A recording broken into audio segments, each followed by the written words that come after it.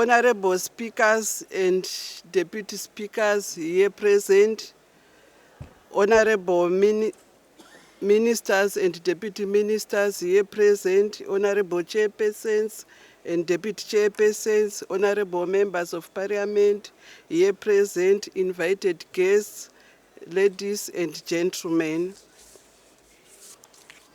I am very happy to share with you on the topic legislative performance living to expectations.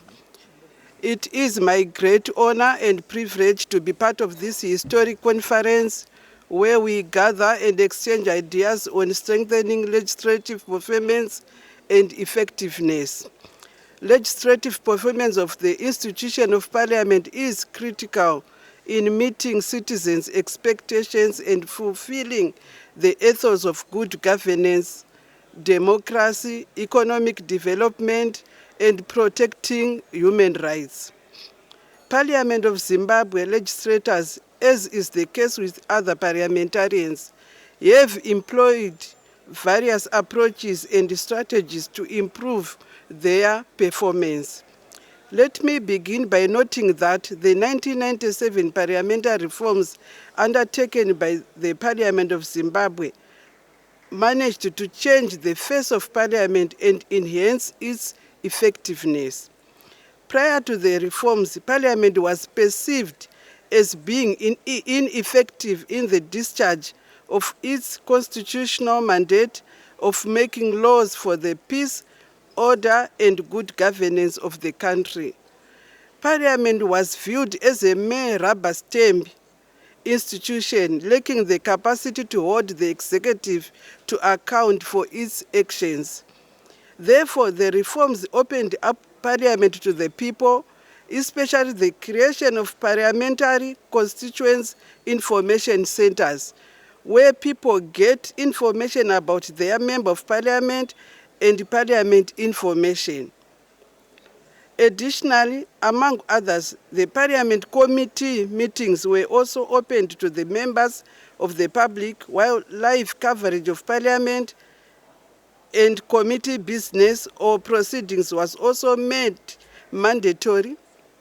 Hence, today, our national television, the Zimbabwe Broadcasting Corporation, live stream question time every Wednesday and Thursday, while Parliament, through its Twitter and Facebook handle, provide live coverages of some parliamentary activities.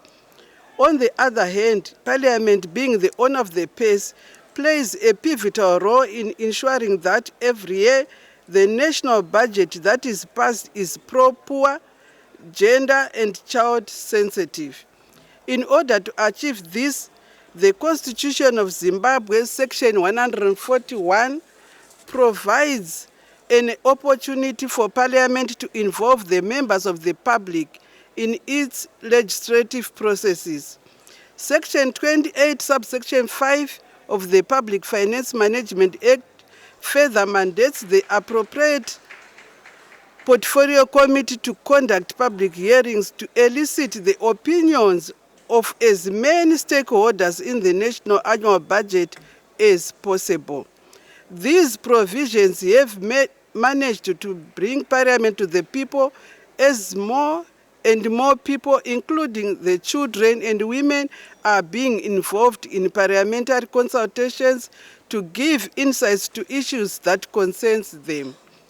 Further to these consultative processes, the budget scrutiny process in Parliament is underpinned by principles of budget efficiency, effectiveness, equity, and adequacy of past spending.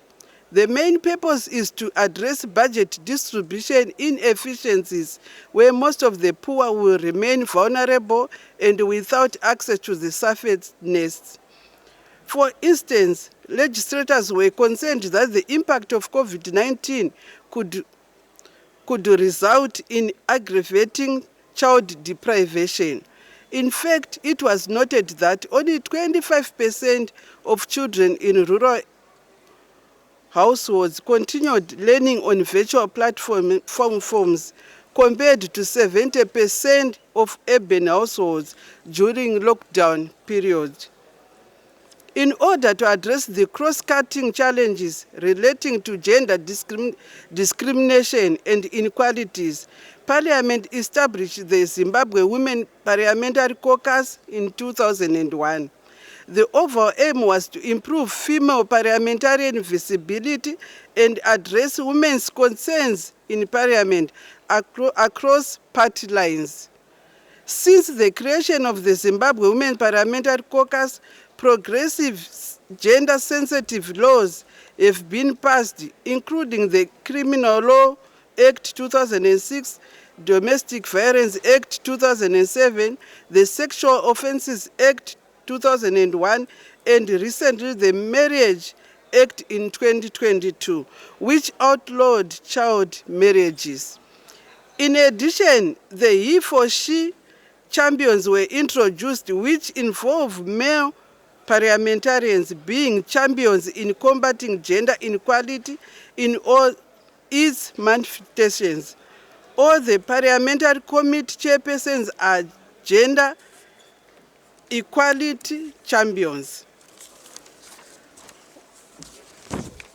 One other strategy that has enhanced the performance of Parliament is the introduction of Constituency Development Fund.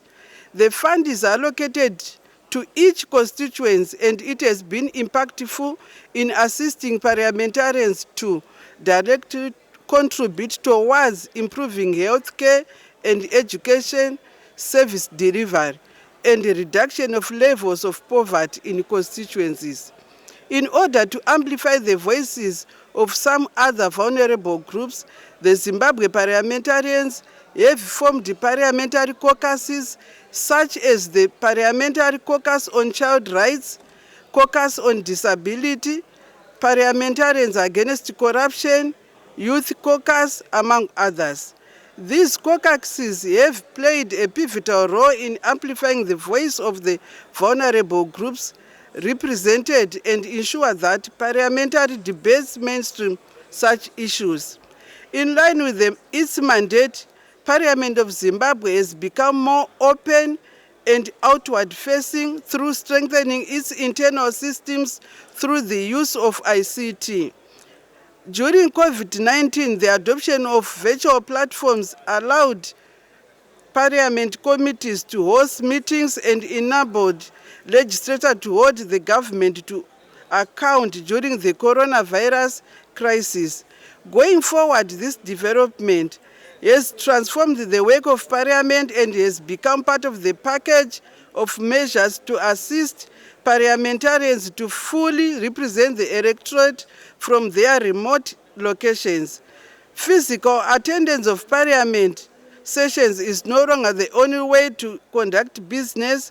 In addition, parliamentarians, through social media networking and citizens' participation on e-platforms, are able to receive communication and feedback from 210 constituencies dotted in all the 10 provinces. I thank you for listening. Thank you very much.